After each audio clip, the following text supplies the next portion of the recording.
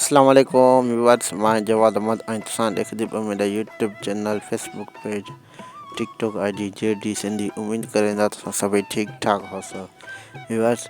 हिवले असां वेंदे पियूं बोनकेयर अस्पताल हिवले सोहेल दरश के आगे इंते आई मां एतिरो को अंकल पहले वाली वीडियो उन ॿुधाया हा मां मेरा चाचा गए से रिपोर्ट करावण। अल्हम्दुलिल्लाह उहे रिपोर्ट सभी साफ़ आ गया। मुझे डॉक्टर आख्या जुम्मे दे ॾींहं दे नाले अॼु चाचे दी ऑपरेशन बोनकेयर अस्पताल हिवले पुॼी वियूं बोनकेयर। ये असांजा रूम, मेरे चाचे हणींदा है पैनल ते सॼा इलाज थींदा लम्स जे तरफ़ों।